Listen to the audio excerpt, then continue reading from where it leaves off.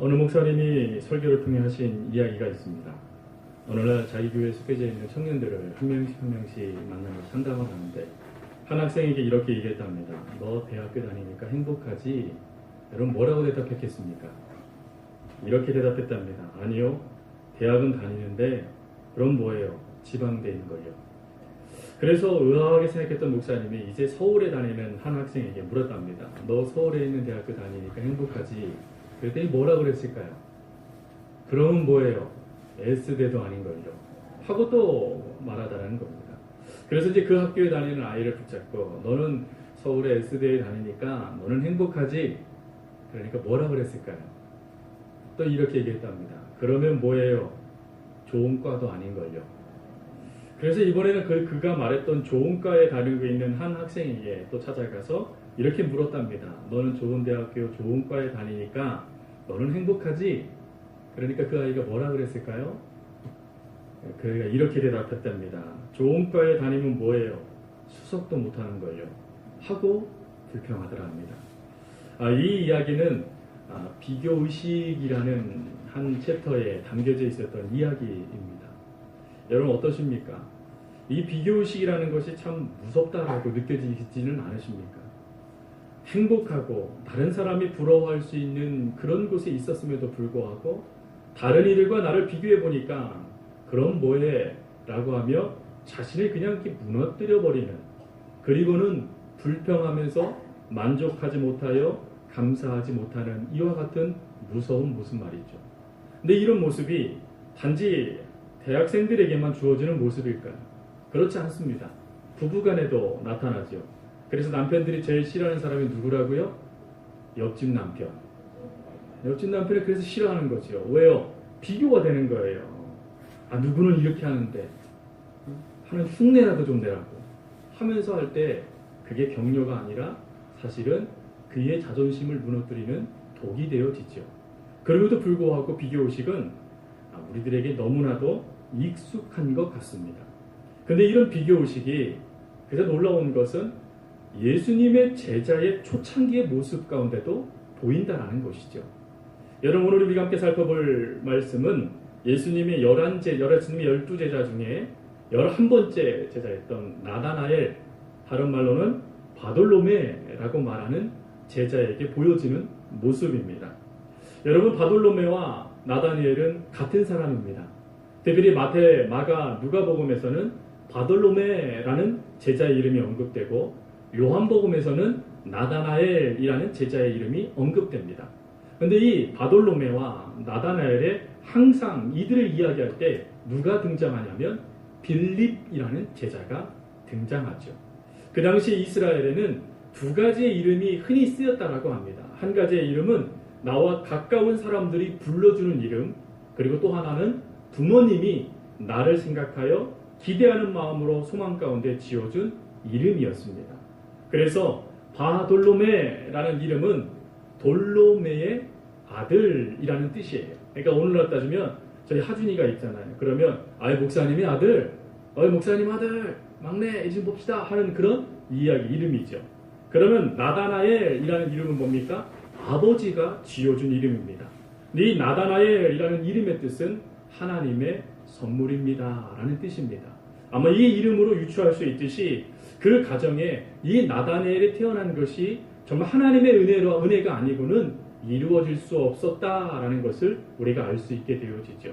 근데 이런 놀라운 이름, 하나님의 선물입니다 라는 이름을 갖고 있었던 나다나엘에게 좀 전에 우리가 살펴보았던 이 비교의식의 모습이 그대로 보여지더라라는 것입니다.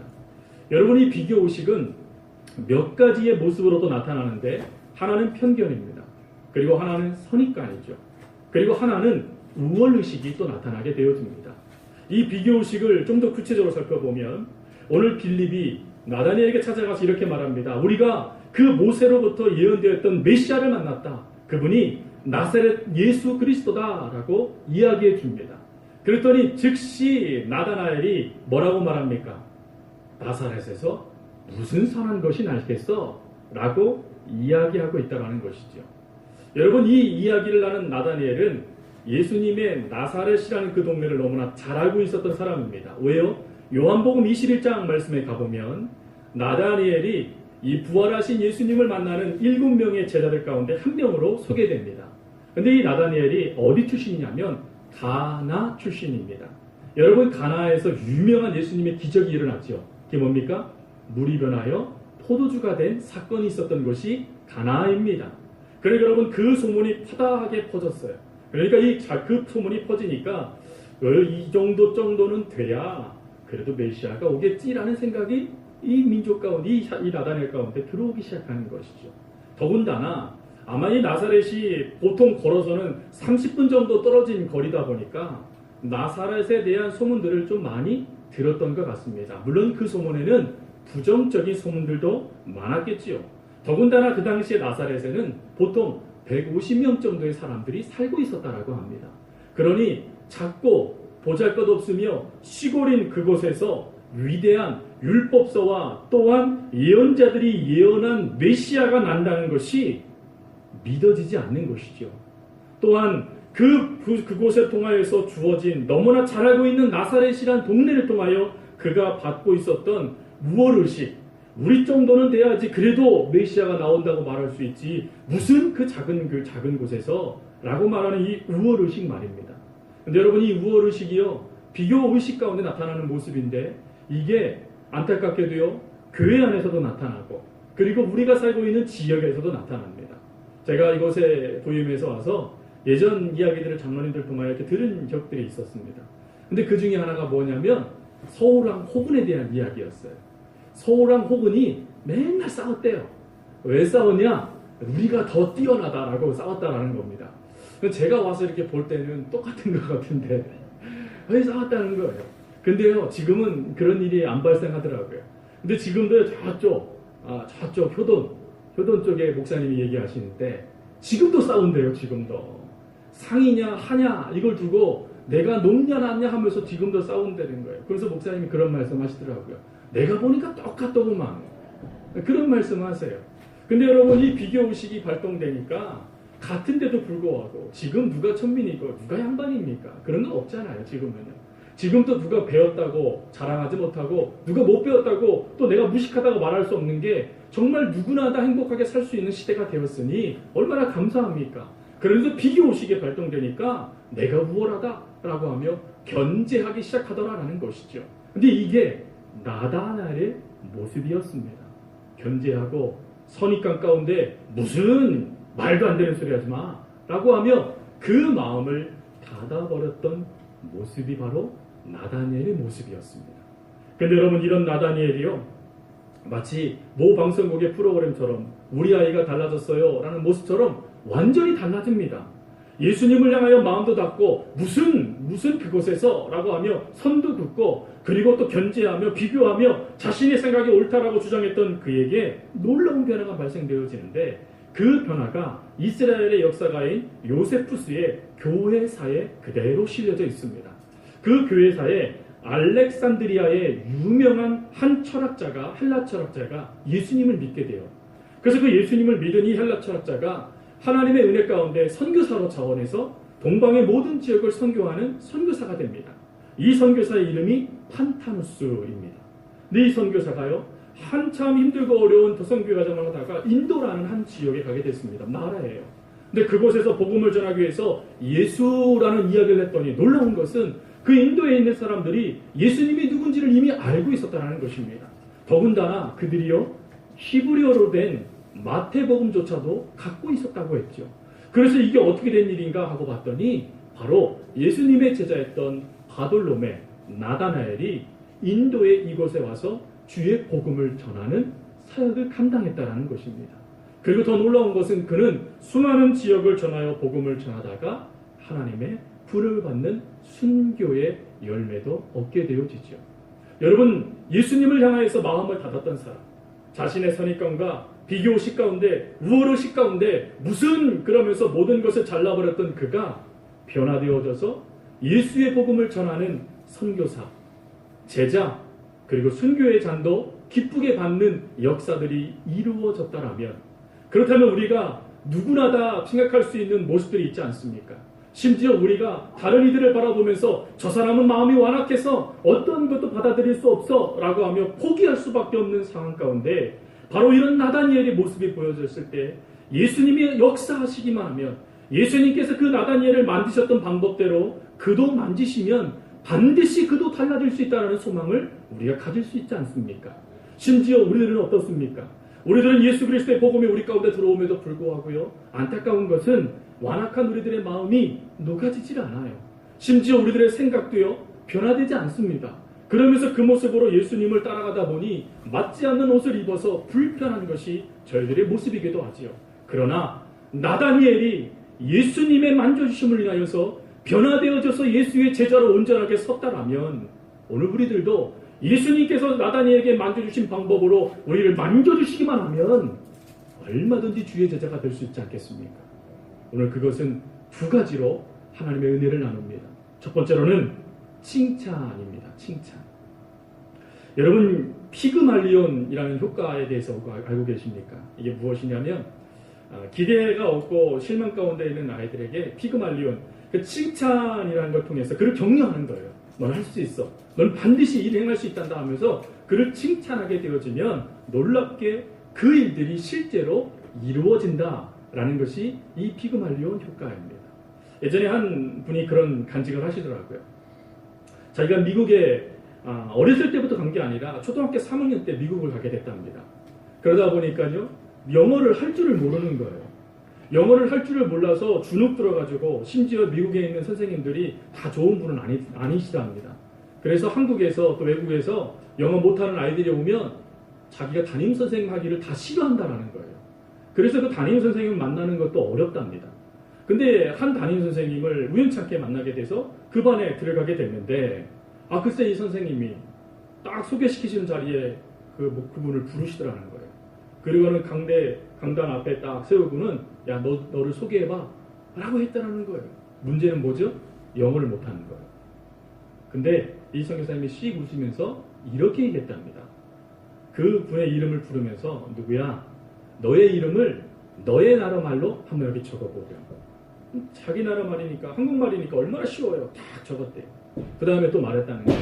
선생님의 이름을 한번 적어보렴. 스테파니. 한국말로 스테파니 딱 적었다는 거예요. 그랬더니 아이들이 눈이 이만해지더니 와 그러더니 내 이름도 적어보라고 하면서 막 이름을 부르기 시작하더라는 거예요. 그럼 선생님이 이렇게 말했대요. 우리 이 친구는 영어는 못하지만 한국어는 제일 잘한다. 우리 이 마을 클래스 이 그룹 안에서 한국어 잘하는 이 아이밖에 없다고 하면서 그걸 칭찬을 했다는 거예요. 그거에 이 아이가 그분이 기가 살아서 미국의 모든 학교의 수업을 온전히 따라갈 수 있는 계기가 됐다고 합니다. 여러분, 하나님은 오늘 우리들에게도 이와 같이 하세요. 나다나엘, 무슨 나란 나사렛에서 선한 것이 날 수 있어? 라고 하며 자기 생각에 고착되어져 있는 이 나다나엘을 우리 주님이 빌립의 간청으로 나오고 있는 그를 보자마자 하신 말씀이 무엇입니까? 그를 언제 봤다고 이렇게 말합니다. 보라, 이는 참 이스라엘이라. 그 속에 간사함이 없도다. 여기서 중요한 게요, 참 그리고 간사함이 없다라는 거예요. 이걸 한마디로 요약하면 뭐라고 말할 수 있냐면 이중적이지 않다라는 것입니다. 여러분, 우리가 그런 말이 있지요. 한 길 물속은 열 길 물속은 알아도 한 길 사람 마음속은 모른대요. 그러다 보니까 그 사람이 나에게 선을 베풀어도 이게 선인지 또 이게 나에게 독이 되는지 모르는 것이죠. 그러다 보니까 사람과의 관계가 얼마나 어렵습니까? 근데 예수님은 이 나다니엘을 향하여 뭐라고 말하냐면 너는 이중적이지 않구나 라고 말씀하고 계신다는 거예요. 그러면 반문할 수 있어야 됩니다. 그러면 나다니엘은 완벽한 주의 제자의 모습이었을까요? 그렇지 않습니다. 왜요? 후에요, 예수님께서 잡히실 때 도망갔던 제자 중에 나다니엘이 있다니까요. 그리고 고기나 잡으러 가자라고 말했을 때 그 그룹에 속해져 있었던 사람이 나다나엘이었어요. 더군다나 이 나다나엘은요, 그 입으로 자신의 생각 그리고 그 당시 시대 풍조에 그대로 흔들려서 사람들이 말하는 대로 똑같이 따라 말하는 사람이었습니다. 완벽하지 않아요. 그는 불완전한 사람이었습니다. 그런데 은혜는 무엇이냐? 우리 주님이 그의 불완전하고 완벽하지 않은 모습을 집중하신 것이 아니라 그의 장점을 보셨다라는 거예요.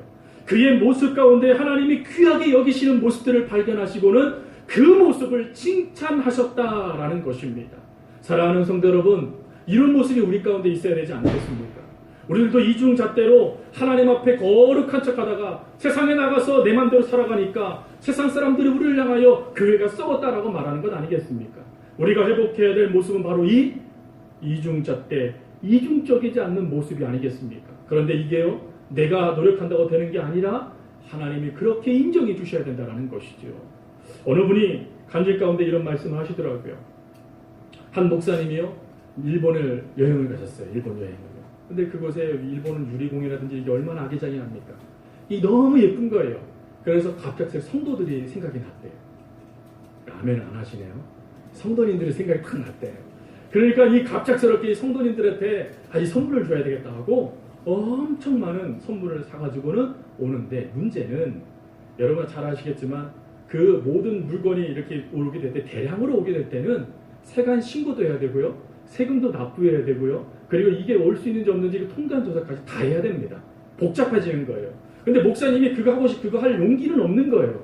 그래서 이렇게 기도했대요. 하나님, 세관원들의 눈을 가려주세요. 그래서 넉넉하게 순적하게 이걸 갖고 가게 해주세요. 기도했다는 거예요. 그랬더니 그 다음에 할렐루야 여러분, 제가 드디어 하나님의 은혜를 이걸 갖고 왔습니다. 그랬더니 성도님들이 아멘 하시더라는 거예요. 여러분, 여기에 문제가 뭘까요? 지금 목사님이 뭘 하신 거죠? 목사님이 뭐 하신 겁니까? 밀수한 겁니다. 지금 밀수했는데 거기에 성도님들이 아멘하며 동참하고 있는 거예요. 여러분, 내가 하면 괜찮고 남이 하면 안 돼.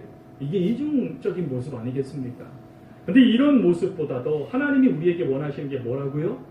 참이구나, 거짓이 없구나, 정직하구나 하는 하나님의 말씀을 하나님 우리들에게 해주기를 원하신다는 거예요. 그러면 우리가 뭐가 잘나서요? 뭐가 뛰어나서요? 그렇지 않아요. 일방적으로 하나님께서 우리를 사랑하시고 칭찬해 주심으로 그 다음에 변화된 모습을 미리 선포해 주시는 것입니다. 이게 하나님께서 허락하신 첫 번째 모습이에요. 그리고 두 번째는 무엇입니까? 두 번째로는요, 위로예요. 저는 오늘 말씀을 준비하면서 너무 힘들었습니다. 왜 힘들었냐면 예수님이 하신 말씀이 도통 이해가 안 되는 거예요. 뭐가 이해가 안 됐냐면 예수님이요, 무화과 나무 아래서 널 봤대요. 그랬더니 나다니엘이 갑작스레 와, 하나님은 살아계신 하나님의 아들이십니다라고 말했대요. 이게 이해가 안 되는 거예요. 여러분, 이해되십니까? 그 당시에 이스라엘 백성들 집 앞에는요, 한 그루씩의 무화과 나무가 다 있었습니다. 그리고 그 당시에 웬만한 이스라엘 사람들은 누구나 다 그곳에 가서 기도하고 하나님 말씀 보면서 묵상하는 장소였어요. 그래서 누구나 다 행하고 있는 모습인데 예수님이 그 얘기했더라고요. 와, 하나님은 살아계신 하나님의 아들입니다. 이해가 되지 않는 거예요. 그 다음에 더 놀라운 거, 네가 믿니? 이게 더 이해가 안 되는 거예요. 뭘 믿어야 되는 건지. 예수님이 말씀하는 걸 믿니? 더 놀라운 건요, 그 다음에 더 큰 일을 보여주겠대요. 그랬더니 나다니엘이 헌신해요. 순종해요. 순교해요. 이게 이해가 안 되는 거예요, 여러분. 보통 나다니엘이 무슨 말을 했는지, 무슨 생각을 했는지가 좀 기록되면 좋겠어요. 근데 성경은 의도적으로 그걸 감추어버려요. 의도적으로 감추어버리고 예수님과 나다니엘만이 알고 있는 것이라고 이야기합니다. 근데 말씀을 묵상하다가 가슴을 치면서 하나님께 감사했어요. 여러분, 우리들이 하나님을 믿고 따라감에 있어서 목사인 저에게조차도 말씀하지 못할 그런 제목들이 있으시잖아요. 너무나 지극할 정도로 개인적이고 또 사람들에게 공개하지 못해서 하나님 앞에 그냥 끙끙 앓며 신음소리 내며 울 수밖에 없는 그런 기도 제목들이 있지 않습니까? 근데 그런 기도 제목을요, 우리 주님이 뭐라고 말씀하시냐면 안다라고 말씀하시는 거예요. 사람들에게 드러내지 못하여 아파하고 있는 그것을 우리 주님이 하신대요. 아무도 나를 몰라 라고 하며 가슴을 치면서 그 뻥 뚫려져 있는 그 아픔에 허우적거릴 수밖에 없는 나인데 주님이 찾아오셔서 말씀하시는 게 뭐냐면 내가 너 알아. 내가 무화과 나무 아래서 네가 행한 그 모든 것, 네가 나에게 행했던 모든 것을 내가 다 알고 있단다 라고 말씀하시는 거예요. 여러분, 그것에서 은혜가 되지 않았을까요?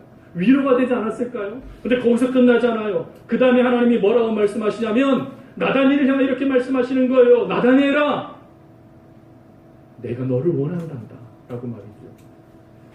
그 문제 하나도 해결하지 못해서 근심하고 있는 나다니엘, 사람들 앞에 드러내지 못하여 늘 숨어있을 수밖에 없는 나다나엘, 예수님을 향하여서도 자신의 생각이 옳다라고 무시했던 그 나다니엘을 우리 주님이 뭐라고 말씀하시자면, 나다니엘아, 나는 너를 원해 라고 말씀하고 계신다는 거예요. 여러분, 이 은혜가 얼마나 큰 은혜입니까? 거기서 끝나지 않아요. 하나님의 위로는 하나 더 나가십니다. 그게 무엇이냐면 그에게 비전을 보여주시는 거예요. 내가 너에게 큰 일을 보여줄 거야. 여러분, 큰 일은 무엇입니까? 예수 그리스도에서 십자가에서 달려 돌아가시는 사랑이에요. 여러분, 그 사랑을 깨닫고 나자 이 나다니엘은 주를 위하여 그 소명의 삶을 살아갑니다. 근데 여기서 중요한 게 있어요. 큰 일을 보게 할 거다라는 말씀하시는 가운데 소망, 소명이랑 끝나지 않고 거기에는 하나의 조건이 따라붙습니다. 수식어가 따라붙어요. 내가 너와 함께라고 말이죠. 즉 혼자서 허덕일 수밖에 없는 이에게 내가 너를 알고 있어라고 말했던 하나님, 그리고 그 나다니엘을 향하여서 나는 너를 원해 라고 말하며 그를 끌어안으셨던 하나님이 이제는 나다니엘의 손을 붙잡으면서 내가 너와 함께 함으로 내 놀라운 것을 너에게 보여줄 거다 라고 말씀해 주신다는 거예요. 여러분, 이 위로로 나다니엘은 일어섭니다. 하나님이 함께 해주시는 이 놀라운 역사로 나다니엘은 일어섭니다. 사랑하는 성도 여러분, 여러분들 가운데도요, 모르겠습니다. 비교식기 나도 모르게 내 안에 자리잡고, 또 선입관이 내 안에 자리잡고, 생각과 편견이 자리잡아서 나도 모르게 부정적인 것들을 쏟아놓는 그런 모습들이 우리 가운데 있는 이들도 있을 거예요. 또한 정말 어쩔 줄 몰라 하면서 하나님 앞에 기도의 제목조차도 기도하지도 못하여서 오늘도 안타까워하며 눈물 짓고 있는 성도들도 있을 거예요. 또 예수님을 어려서부터 믿었는데 여전히 무엇인가 답답함 때문에 오늘도 그 하나님 앞에 제대로 서지 못하는 연약함이 있는 성도들도 있을 거예요. 그리고 무엇인가 내가 움켜잡았다 생각했는데 여전히 부족함 때문에, 목마름 때문에 여전히 허덕일 수밖에 없는 성도들, 지쳐있는 성도들도 있을 겁니다. 그런 성도들을 향하여 우리 주님이 하시는 말씀을 들으십시오. 내가 너를 알고 있단다. 내가 너를 그럼에도 불구하고 원한단다. 그리고 사랑하는 딸아, 사랑하는 아들아, 내가 너와 함께 할 거란다. 여러분, 이 놀라운 고백에 나다니엘이 주의 제자가 됐듯이 오늘 우리들도 하나님이 이와 같이 말씀하길 원하세요. 안다. 내가 너를 안다. 그리고 난 너를 원한다. 그리고 나는 너와 함께 할 것이다 라고 말씀하시며 여러분과 함께 하길 원하세요. 우리 모두가 될 수 있기를 바랍니다. 그래서 후에 나다나엘, 아름다운 하나님의 사람이라는 말을 들어 그의 이름이 모든 것 선포되었듯이 여러분들의 그 이름이 모든 곳에서 인정받는 그리스도인이라고 인정받을 수 있는 주의 자녀들이 되어줄 수 있기를 간절히 주님의 이름으로 부탁드립니다. 함께 기도하겠습니다. 참 좋으신 아버지 하나님, 저희들에게도 나다나엘의 모습이 보입니다. 선입관과 편견과 우월의식과 견제의식과 그리고 남을 비난하고 정죄하는 모습들이 우리 가운데 얼마나 많습니까?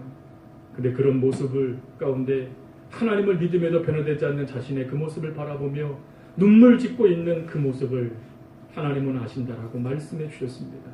그리고 오늘도 다른 성도들에게 내 고민, 내 생각, 내 기도 제목 내어놓지 못하여 허덕일 수밖에 없는 상황에 하나님께서 내가 그것도 알고 있다 말씀해 주셨습니다.